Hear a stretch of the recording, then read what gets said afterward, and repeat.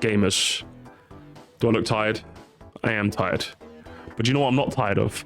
Watching Mario Kart, apparently. So let's watch some more. I've got every Mario Kart mechanic wrenched by Gohan's evil cousin, Johan. Or should I say, Johanian. I think that's how you pronounce it. Small channel. We're going to be very nice, aren't we, guys? I am. Hopefully not cranky, because I am very sleepy.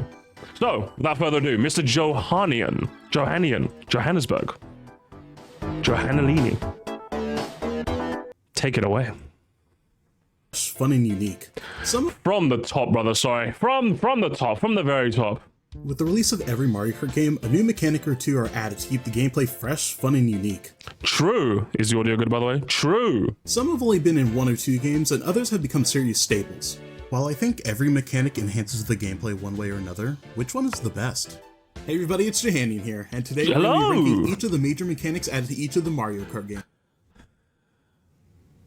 I don't know if I fuck with the bow tie or not. I like the avatar, don't get me wrong. It's the bow tie. Very strange choice, but I'm here for... I like the smiley on the bow tie, actually. First, I want to explain what... Oh, it changes... Oh, okay. Okay, it changes... It's like... It's doing a thinking face now.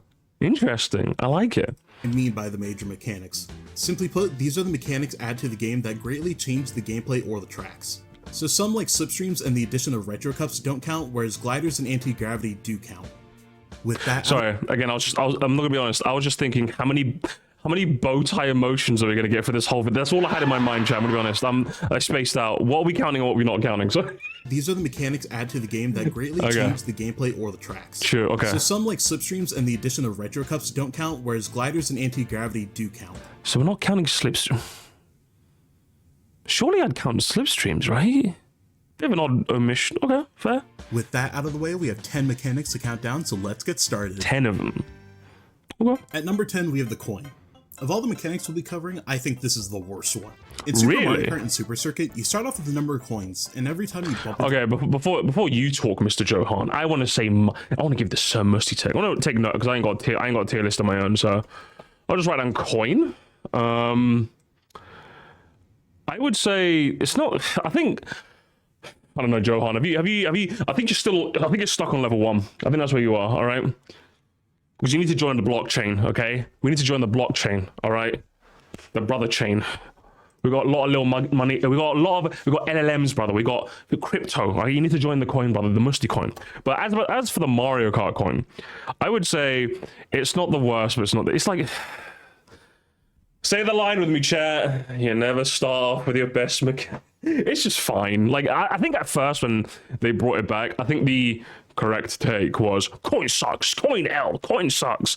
But I think as we've kind of had it more, we've kind of realized, yeah, I think it's a decent balancing mechanic. Would I rather the fake item box be the item you get in first place that ruins your ability to protect yourself? Yes. But coins as a gimmick, in fact, I'd rather they expand on it. I think I mentioned this in my Benjamin Mage reaction. If they like increased the coin cap to like 30 and like made it scale a bit more like that, yeah, I think I'd enjoy that a bit more. But then like when you get hit, like you lose more. Make it a bit more higher risk, a bit more higher reward. I think it'd be a bit more fascinating.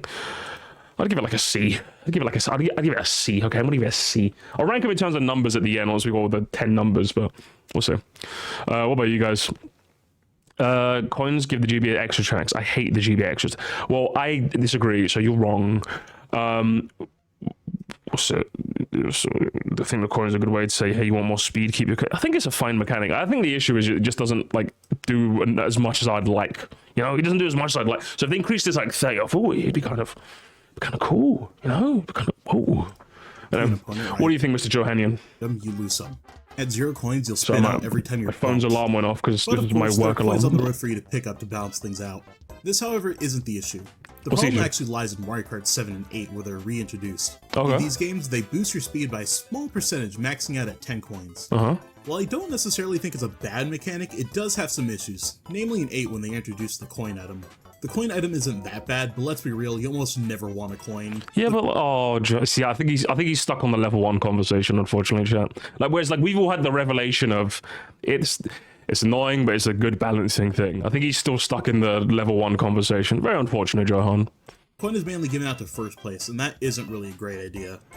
Yeah, he's should I be okay. We're gonna be nice. We're gonna be nice. This is one nice token. Okay, he has 2 more left. Ends up giving first place more speed, and the rest of the pack is stuck hitting each other and losing coins, giving first a larger advantage. But surely it's the reverse though.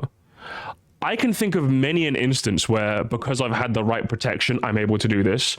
I can't think of any instances at all where I was like, wow, I'm this far out because I've had more coins to boost my speed.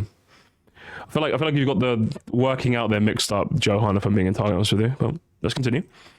Win their hit. Even worse, at the start of the race, when everyone is close together, the people up front are going to have an easier time grabbing coins on the track, while people in the pack are going to be struggling to get them. I feel like I see this happen often in 150cc. If they do bring back the coin, which I think they will, I think there should be more ways for the players in the middle and the back to grab them. I will say, this isn't as big of an issue as I can't. Yeah, I mean, I'm glad you admit that's not that big an issue. Yeah, I can't really think of too many instances where I'm in the back of the pack and I'm consciously going for coins. And if I'm at the back of the pack, I'm going for item boxes so I can punish the person ahead of me so I can get in front. Does that make sense? And with the coins not making that much of a big difference, I'm not like consciously in the back thinking about coins. You know? So it's like he's stuck on the level 1 conversation, you know? Which is unfortunate. Unfortunate, Johan. But I feel like we were fine without the coin. We don't really need it again. At number 9, we have the mini turbo. You could argue that mini turbos of all things. Mini turbos. Ooh, mini turbo. Oh, hang on. I don't know if you're going to have the conversation, but the question is it, I don't know what you'd call it. Is it distance-based mini turbo or is it flick of the wrist mini turbo? Which one is it? You know?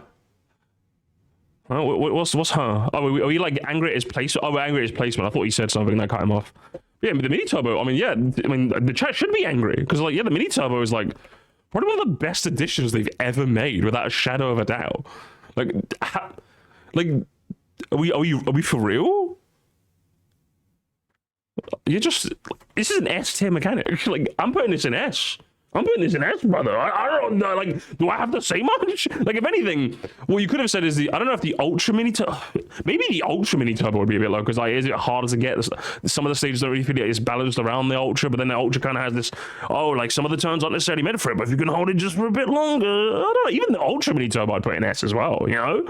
Brother, this is insane. But we'll let him speak his case, right, Chad? Because we're being nice today, and you guys are being nice in all fairness. Keep it up. Things don't belong on here, but I think what's next? Tricks? They're for kids cast form, to quote Dimitri. Core mechanic that alter your gameplay. There have been a lot of moments where I hold my drift too long for an extra charge. First added in 64, holding your drift for a while will turn your dust from white to yellow to orange. Letting go of the drift while having the orange dust would net you a little boost. It doesn't seem like much in 64, but in every game afterwards, they kept making it more and more satisfying to pull them off, with a blast in Super Circuit and sparks flying in every game after. In Double Dash and DS, you got mini turbos by flicking your control stick or D-pad back and forth. True. And in every game after, it was just based on how long you held the drift. Heck, in 8 Deluxe, they added the Ultra Mini Turbo, an extra charge that nets you purple sparks. I think this shows that no matter how old a mechanic can be, there's always more to add. It only places so low because despite it being used incredibly often and its usefulness, it doesn't feel like anything to write home about, especially compared to what comes next. Okay, just so... It's interesting that you say that when it's below underwater. Does that make sense, chat? Because he's going to say it's nothing to write home about. But man, I think that's twice now, Johan, I'm gonna be honest, where you're having like the level 1 conversation. Because I think what you're doing is you're taking for granted something that's been there since basically the outset, which is very easy to do, but we still have to acknowledge what a fantastic thing this is for the game. You know, like, what's a comparison we can make? I don't know, like, I haven't really got a good, my brain is slow today, I apologize. But I probably can't with like a good example, but like, what's like a mechanic that was introduced relatively early in a series that's just been there forever? I would compare it to support conversations in Fire Emblem. I think they started adding them in Fire Emblem 7.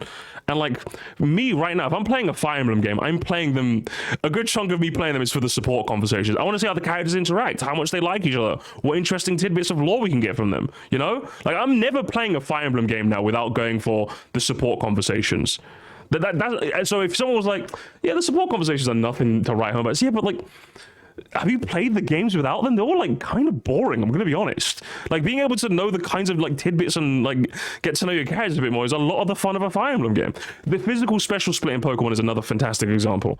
But yeah, like support conversations Effie and physical special splits in Pokemon. Like if you're really telling me those are nothing to write home about, like I would say, you know, supports and gameplay is the reason you play Fire Emblem. Absolutely not the story. Exactly. You're so right for that. Nothing to write home about. Something that's again a staple to the entire genre. Yeah, again, I'll give you another pass for this, Johannian. I'm going to be honest, but it's looking rough. 3 strikes and you're out, chat. And he's already used 2 of them. It's looking a bit rough for you, brother. I'm going to be honest, but let's continue. Being used incredibly often and its usefulness, it doesn't feel like anything to write home about, especially compared to what comes next. What comes? Number 8, we have points and combos. Points and combos were added. Okay, in all fairness, points on combos are nice, but I would not put them above mini. I've said, like, if they're going to do Mario Kart 9 or 10 or whatever it's going to be called, they have to add the combo system from Tour. Because from my playing of Tour, the combo system is very fun. But above fucking Minito is insane. I'm going to be honest. That is insane. I'm just writing that down so I can order them later.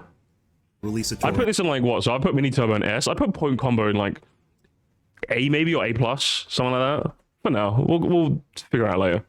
And I feel like I have to mention that because hardly anyone plays Tour.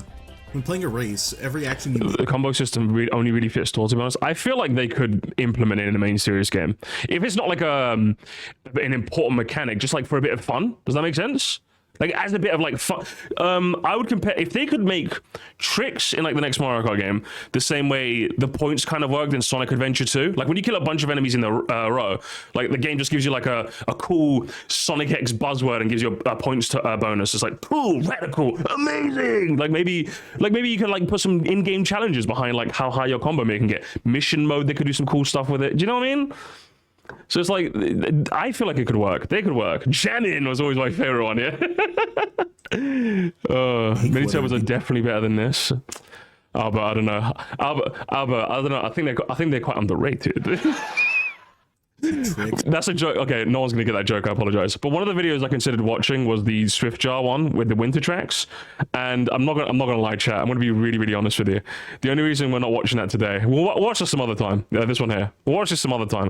But in the first minute of the video, Albert Boris, you said fucking underrated, and I'm just like, I can't do this today. All right, I'm way too cranky for this. You know what I mean? I can't do this today. Okay, I'll do this some other time. Let's continue though. Sorry, tricks and combos, Mr. Johannian. 8th. Continue. Hitting enemies with items or drifting got you points. At the end of every race, your points would get you 1 to 5 stars depending on how well you did. Perform a lot of actions in a row and you rack up combos. If you finish the race without ever breaking a streak, you get a non-stop combo. Personally, I think this is a pretty fun addition to the mobile game, and it's what makes Tour fun for being a borderline auto-scroller. It's fun to choose the best character, karts, and gliders to get the best points. I think the only downside is if you don't have the correct characters, you can't get a lot of points, and that can be really frustrating. There are some leaderboards each week that pit you against other races for rewards. I originally had this at number 9, but after going back to Tour and getting footage, I had a lot of positive things to say. Do I see this mechanic coming back in a future Mario Kart? Probably not. I can maybe seeing it being a single player mode like time trials, be able to get the most points and compare them with others around the world. I would like to see that, considering I think Mario Kart needs more single player content. Other than that, I don't think it'll be coming to a mainline Mario Kart in any way, but I would really love to see it. Again, it's a bit of a shame. Again, it feels like a small YouTuber thing. It's like you most recently played Tour, so you're like, oh, that kind of boosted up his placement. But it's like, you got to think about the mini turbo, bro. The mini turbo. Mini turbo. It's one of the few videos where I was unscripted. Yeah, I think it felt like you and Swiftjar were just having a Discord call, just kind of chill. It was chill vibes. Maybe we need to do that sometime, Albert. We do need to collab. I just don't have a video idea. I've got some idea. It's time as well. I've done 16-hour shifts. Leave me alone. At number 7, we have the special items. Special items were originally in Double Dash. Special items, huh? Tour. In Double Dash, each pair of characters had items that only they could use. For example, Mario and Luigi could throw fireballs, or Toad and Toadette could use golden mushrooms. I would say only 7th feels... 7th doesn't feel nearly as bad as Mini Turbos being in 9th. Does that make sense? This feels like a bad placement, but not the worst placement. But that being said, if I do want... Now, this is just me. If they do bring back special items, this feels like a big ask, Nintendo. but can we have some like? Can we make sure they're all unique? Like, I don't want you taking away the golden mushroom from the regular item pool and just giving them to turn that, you know? I'll maybe let you get away with like 2 of those. All right, I think how many did they do in Double Dash? They did the golden mushroom. They took Bob Bomb and made it an item. They took triple shells and made them an item. How many did they do? They did like a couple, didn't they? They're like 3. I want to say there's at least 3. Maybe the 4. Like, maybe there's a 4th. I'm just thinking off the top of my head. I can't even think of it, but they did at least 3. No, Bowser Shell's an entirely unique item. Bomb was new. Oh, but was Bomb new in Double Dash? Oh, okay, fair enough. So I guess not. Just shells and golden mushroom. Okay, just you know what? Fair enough then. Double Dash. I wasn't familiar with the game Double Dash. My bad. Bomb was new. I thought Bomb was in 64. So yeah, if you want to do it with just 2 items again, I'm fine with that. But if you do it with more, I'm gonna be very upset. Okay, I'm gonna be very upset. And I mean, you can still use the unique ones in Double Dash in the next one. You can do that too. So the giant banana, I'd be okay if that was DKs and Donkey Kongs again, you know? But the triple shells, you have to make that normally accessible item. That was the golden mushroom.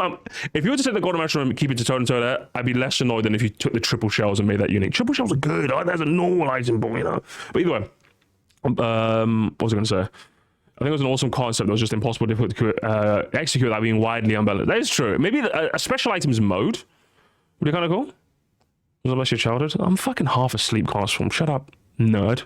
Get out of here. A lot of special items in theory, but it sucks if your favorite gets a shitty one. True. That's why you play a modded version where everyone can get everyone's special item, and it'll just be like Mario Kart, but crazier. We're collab when I make a Super Circle ranking. I will be there. Will we be there, champ? I will be there. A larger group of characters had access to certain special items. Some items were exclusive to these specials and never returned otherwise, and they're some of the most interesting items in the series. Such as the Yoshi Egg, which breaks into more items, or the Hearts, which picked up items off the ground as you pass by. And some in Tor, like the dash rings you can throw ahead of you and boost through, or the hammers, which just throw hammers on the ground. The items aren't horribly unbalanced either. The only one that's broken is probably the triple shells from Double Dash. There's a reason we picked the Koopas in the speedruns. But triple shell? Are they really that? Well, maybe in the speedruns they're busted. Normal gameplay though?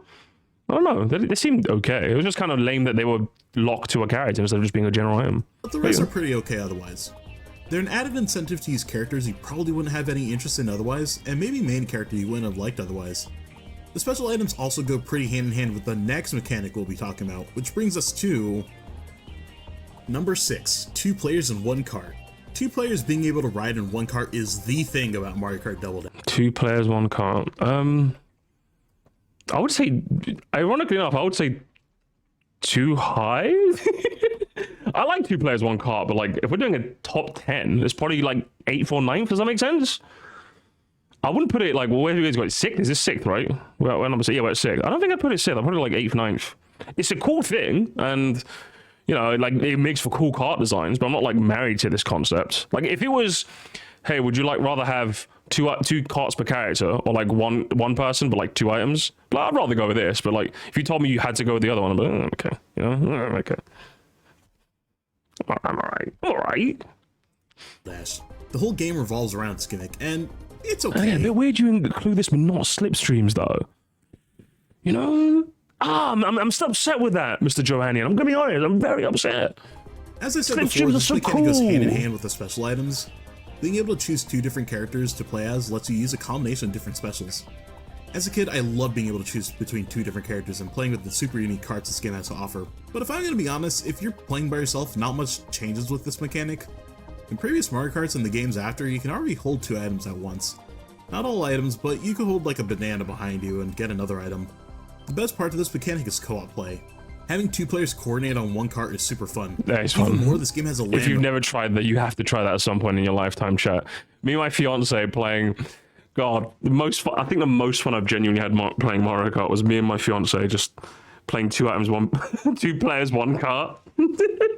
Because one of the most fun mechanics that's exclusive to the 2 players, 1 cart mechanic is like a punch move, right? So if the person at the back of the cart presses L, they punch left, and if the on R button they punch right. Now you can use to punch someone, spin them out, and steal their item, but it fucks with the driver's handling. So she punches when I'm turning a corner, I'm going into the wall. So yeah, literally, can I show you some footage? Yeah, there's like a punch mechanic thing. Hang on, let me get the Mario wiki. Mario wiki. Double Dash? Let me see if I can find it. It's there. It's like a punch move. I don't know. I don't know what it's called. Like it's an official word, but like, what is it? Co-op play. Here it is. 2 players, 1 card. Oh, a slide attack. That's what it's called. Yeah, a slide attack. To steal from their rivals while messing up their rivals' vehicle controls. Yeah, so that's the move. It's called a slide attack. Punch left or punch right, you know? Pressing the L out, oh no, so that's the driver's thing. But yeah, so it's called a slide attack, yeah. Does it spin them out or slow them down? It's something, I don't know. But you can steal with their item, it's brilliant. But it fucks up your handling. It's funny. It's really, really funny. It's cool. Mode, you can play with up to 16 players on 4 different consoles at once. It's the most amount of players you can play at once in any Mario Kart, and I would kill to get the opportunity to try this. I need to. The reason it's ranked here is because MustyCon 2029 chat. Be there or be square. Of how iconic and unique it is. It's the only mechanic to appear in its debut game and never return. And has a lot of charm. How fast the characters switch, being able to taunt or even punch other racers, and you can't forget your back player hanging on for dear life. All in all, it's a great mechanic, but all the cool stuff about it being locked to co-op is the biggest downside. I don't know, make some friends, Johannium. Get some hate for having Tricks at number 5, but in my opinion, it's Tricks and number 5. Yeah, Tricks over points. No, Tricks over 2 play. Man, I don't know. Tricks feels fine here actually. In the series. Whenever I go back to old Mario Karts, I can't help but jump off and going off rants because of it. It feels incredibly natural. It's like garnishing a dish. Like, these mashed potatoes are fantastic, but it's even better with the chives on top. I especially love the tricks that the Mii's have in Mario Kart 8 Deluxe. This is also the first mechanic where the tracks are made with this mechanic in mind, like the half pipes in Koopa Cape, or even the retro tracks like Waluigi Stadium having parts added for tricking. If I was to like delineate between games, I would obviously, I think without a shadow of a doubt, tricking in Mario Kart Wii is way better than tricking in any other game. I think 7 and 8 tricking plays out quite similarly. There's not too many differences. But as I think I mentioned this before, the games feel way too insistent on putting you down, whereas with Mario Kart we can really get some cool air going, you know? It feels fun. Small, it's one of the best things about replaying Mario Kart. I just love tricking, man. Despite only being in the last 3 games. Alright, now we're getting to the meat of things. With number 4, we have anti-gravity, the main mechanic of Mario Kart 8. Okay. Alright, Mr. Johannium. This is going to be an uphill battle, brother, I'm going to be honest. This is going to be an uphill battle. A very uphill battle. Because as Albert Boris says, anti-grav fell off. It's not, to put it in Sir Moresty terms, it's El Skibbity. How are we going to do this? You got to chart, Johan, like I said, you've already got 2 strikes, Johan, I'm going to be honest. Can you still sell us, though? I mean, dedicated trick action button was just really nice. It can be a bit annoying to press the D-pad in a way, but it's nice that hopping doesn't trigger it when you want it. Yeah, exactly. I just really like. To be honest, am I one of the rare people that actually liked flicking? I love that. Whenever I replay Mario Kart Wii, I play with Wii Chuck because I like just go, yeah, it's fun, man. Not that I'm telling you, it's all the motion control Andes, all the motion control. You're all weird. I don't know if you're one of those, Miro. If you are, it's your people, all right? Those are your people. Personally, I think this one's pretty cool. Seeing the track in front of you bend and your wheels turning on their side, you knew you were in for something cool. It also came with spin boosting, where if you bump into an obstacle or an opponent, you'd get a boost. Yeah, but oh man. You're gonna say it though, Johanny? Are you gonna say it? Like the spin boosting pylons are cool, but they just don't really they don't add too much. You know, they don't add too much, but no, it's like, thank you. In Brosafina terms, it's the mechanic of all time. Because the fact that I will play Rock Mountain in Mario Kart 8, and sorry, I'll play in 7, and you know how there's boost panels left and right in the middle, and then left and right in the middle? In Mario Kart 7, I hit that shit. I go left, right in the middle, left, right in the middle. In Mario Kart, I don't even care, bro. I'll go left or right, and you're supposed to go to the middle for the spin pylon. I just ignore them sometimes, bro. I'm gonna be honest. The fact that a mechanic is that dull, that I'll just outright not interact with it because I'm just lazy. Does that not speak volumes, Mr. Johannian? You say it's cool, which it is cool, but is it really? Is it really? Is it? That's what I need to ask you. You can convince us, but I don't know, man. I've lost confidence in you. The West has collapsed. That big of a boost, but it's still neat to hit a racer, get a boost off them, and zoom by. However, I will say, this one wasn't utilized to its full potential. Okay, he said Only a that. handful of tracks have the majority of their time in anti-gravity, and a good chunk of them only have optional paths. And some feelings shoehorned in there like DS Wario Stadium.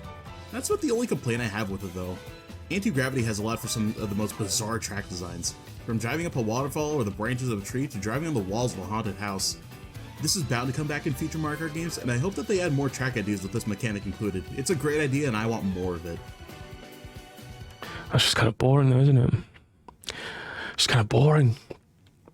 Why is it fourth? It's a I'm gonna call it, it's a classic case of the script doesn't quite match the placement, but small YouTuber, it happens. When Odyssey Central does it, I will be there to hate him no matter what. When Johanian does it, will be nice. At number 3, we have the Glider. The Glider is a fan-favorite addition from 7. It allows you to take to the skies and fly down from great heights, or fly off a ramp to a higher location. Chat, to put it in Albert Boris terms, the Glider fell off. The Glider kind of fell off, chat. It kind of fell off. Gliding was very fun in 7. Gliding in 7 is probably like a top 3 mechanic, and I'm not even joking. Gliding in 7 is just genuinely so much fun. Gliding in 8 is just like... Gliding is still amazing. Shut up, Albert. I thought you'd be one of the cool ones. It's so... And yeah, we still haven't seen underwater neither. That's crazy. It's fun and allows for unique track design. If there are some set pieces in 8 that do it really well. I like this one. The one in Ribbon, I'm glad he showed a good example, the power of editing. I like this one.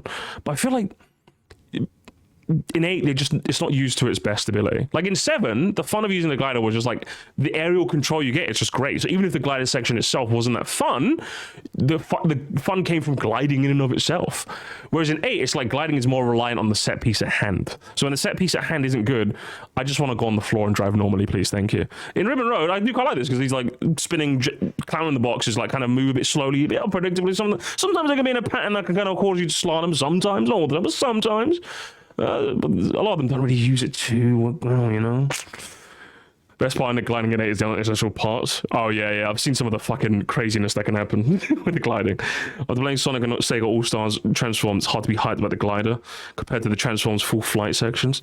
Benjamin, you're such a kart Andy, aren't you? You're such a kart. Why don't you do a video ranking every kart game, huh? Why don't you come back from YouTube retirement, huh, Benjamin? You retired. And for what? So that I could take your place? Me? I'm not fit for the throne, okay? Come back. Come back to us, Benja, okay? Come home. I think the Tour Glider, I like the Tour Glider because my combo keeps going off and I'm incentivized to stay in the air, even if it's slow to do so. Ooh, see, that's good. Glider and Tour seems like it's quite interesting because there's a bit of a bit of thinking involved. In it, it's just, I want to go on the floor.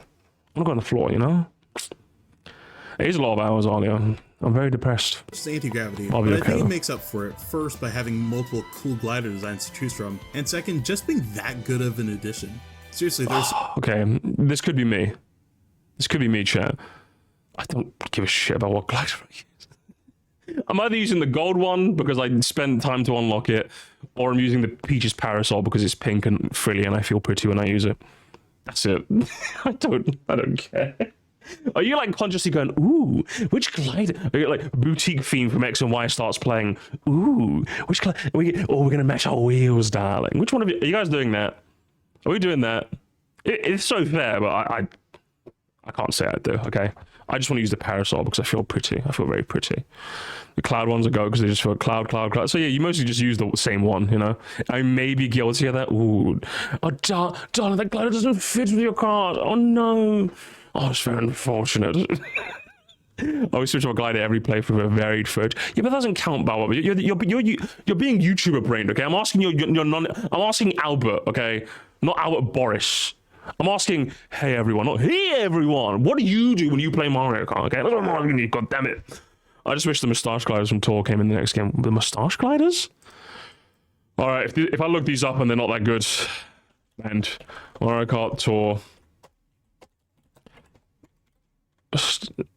What comes up? Images? Okay. Mods. Sing them a Christmas carol. I want these in my game. I want these in my game tonight.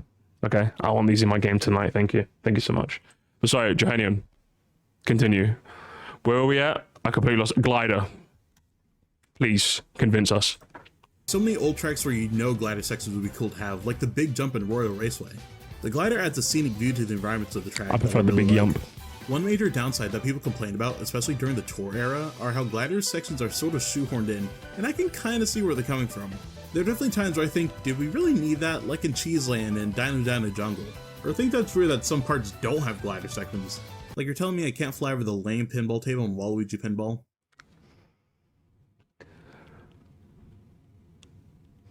Like the only good set piece in this entire track. Why can't I fly it? I don't know, Johannian, I saved to say, chat, this is the third strike. Your small YouTuber tokens have been used up.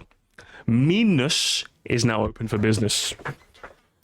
Because first, Gliders in third is already like whack as hell, I'm gonna be honest with you, brother. Especially since you seem to have more bad to say than good. So like, oh, some stages have useless ones. Wouldn't that be a reason to rank it lower? And then the only good thing, easily like set piece for set piece. This is like the one. This is what the whole track leads to, and you want to skip it? Oh no. Regardless, I think the glider has far more upsides than downsides. It's a blast to have and a welcome stay in the Mario Kart series. Consult the graphs, chat. Consult the graphs. Let's be honest, did you even remember the propeller? And no, I'm not talking about the suit from New Super Mario Bros. Wii. I'm talking about the kart park that allows you to drive underwater. While it doesn't do much, it makes up for it by having some of the best ideas for track designs, like Dolphin Shoals or Wario Shipyard. The tracks that are majority under— Fucking one underwater, brother. Oh, you're crazy. You're actually crazy, Mr. Johannian, I'm gonna be honest with you. You're actually crazy. I will give you a little bit of prop. While the chat is flaming you, I'll give you a little bit of props in that. If you were going to glaze underwater, you did mention the two tracks I think that actually do it quite well, which is Shipyard and Shoals. Am I really taking Shipyard and Shoals, along with a bunch more shit underwater tracks, over gliding, anti-grav, tricking, 2 players in 1 kart, special items, points, combos, coin of the mini turbo? Lads, the West's fallen. Water are mostly fan favorites. I know Cheep Cheep Lagoon and Water Park could be a little boring because they're in the Western Cup, but I lied, it's only Cheep Cheep Lagoon. Water Park is awesome. I'm done, chat. I'm done covering small YouTubers now. I'm done covering them, okay? These small YouTubers are insane. I want to say mean things to you right now. I want to call you a poopy pants head for this take, but I can't. The West won't let me. The West has fallen. The underwater sections feel— I'm going to go Jonkler mode. I'm not going to lie, Johannian. If you don't explain this last one very well, I'm going Joker mode. You have kart customization. Being able to choose from unique karts has been in the series since Double Dash. Kart? So not even bite? Oh man. So I'm guessing he counts bikes as kart customization. Okay, I'm guessing that's what he counts. So I'm guessing it counts like being able to choose. I'm guessing. Let's hear. Double Dash and Wii, they let you choose from a set of karts based on your weight class, or from any kart in DS. But this isn't what I'm talking about. I'm talking about the peak that was added in Mario Kart 7. Oh no, he's talking about. Oh no. See, again, this is one of those things that'd be like 8th for me, kart customization, because if you ask, like, when I go back to one of the older Mario, because I played Double Dash recently. That's like the old one. I play Super Circle all the time. But like when I play those old Mario Kart games, right? What's like the mechanics that you feel like you're missing out on? When I play like Mario Kart Double Dash, I'm instinctively pressing the R button to trick, but I can't trick. Do you know what I mean? When I play one of those old Mario Kart games, I'm thinking, wait, why am I not getting a mini turbo? And I realize I gotta keep flicking the wrist, right? The kinds of mechanics that are fantastic are the ones that when you go back to an older game, it's like, how do we live like this? The physical special split in Pokemon, the support conversations in Fire Emblem, mini turbos in Mario Kart. When I play an old Mario Kart, I don't feel like I'm losing out by not being able to pick my wheels and glider. In actual fact, I feel like as DS, if there's DS fans, the 2 DS fans waking up, wait, can this be? As the prophecies foretold? Musty's about to say something good about— I am about to say something good about DS. The karts in DS, top 1. You drive as a tank, like fucking, one of those like fucking crane things. The karts in DS, I would happily take the weird old dumbass karts in DS over anything in 8. and that's not even. That's not even. I'm not even gonna say that take with my chest because that implies that that's a weird take. I think everyone here will agree with that. It's cold. I'm freezing now. I'm wearing a snooty and I'm freezing. Karts and DS over anything. All right. It's literally. It's not even close, brother. So Johannian, you have. I'm assuming it's like assuming a 20-second outro. You have about a minute to convince us, Johannian. And all your nice tokens have run out. So we're going to be mean if you don't convince us. Take it away. Able to choose from your main cart, a set of wheels, and a glider. Wow, despite all the crap I give 7, it did add some of the best mechanics. Anyway, it's awesome to have so much to choose from and create cars that are anywhere from cute to cool to silly. I'd say the only real downside is maybe not being the most newcomer friendly. Okay, I'm glad he mentioned that because I was about to mention that too, because it does slow down. Like, I don't know who said this for the first time, and I never really considered it, but ever since they said it, I'm like, do you know what, that's actually true, is that it really does slow down like the casual factor of the game. Because like you're playing with someone, they're like, oh, what wheels do we use? Oh, what glider do we use? And like, how do you explain to them it doesn't fucking matter? Like, no, I want to pick the wheels that look kind of cool. It's like, for fuck's sake. Just, if you're playing like Double Dash together, pick the cart that looks like a birder or pick the cart that looks like a train, okay? That's it. Which one, what do you want to do, bro? You know, what do you want to do, bro? My apologies. Put the wheels in the bag, little bro. I'm sorry. I prefer the pre-made carts over car customization. Sticks are like the same couple wheels and gliders in old times. I'd rather have weirdo cart designs. Yes. Thank you, Benjamin H. So you got the Benja take, the normal take, not the Sigma Giat take. Hardly know Mario Kart. They could spend a few minutes choosing from this menu. That minor complaint aside, Mario Kart 8 expanded on 7 and Wii by adding ATVs and... Thank you for this. Driving my dry bomber to Johannian's house. Brother, man. I do not endorse that, okay? Drive the B-Dasher instead. Sports bikes to the roster. With near endless possibilities of ways to drive around, with the karts, bikes, ATVs, and sports bikes, all influencing the way you drive, turn, and drift, I had to put it at number 1. Or you could be like me and choose Yoshi, Teddy Buggy, and Roller Wheels. I know who you are. Thank you all. I know you were trying to make a joke at the end, but it's a bit strange when that joke undermines your entire point. Because if the joke at the end was you're just going to use the same combination anyway, which is a fine joke to make, but like it kind of just undermines your entire point. Does that make sense? So you're a Meta Andy as well. Oh, Johannian, brother Johannian. I've never.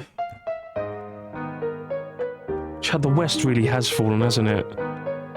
Oh man, do you know what? I blame Kerblay. It's all Kerblay's fault. He's like the first small channel I watched, and I'm like, what the hell? This guy's insane! And like, my bar for like sub 1,000 channels are like up here now, when they should have been down here. Do you know what I mean? Because I'm like, this video it's not a bad video, but it's just a bunch of level 1 takes. So Johannian, what I have to say to you is, please consult the graph. But also, good luck to you, okay? Good luck to you, chat. Let's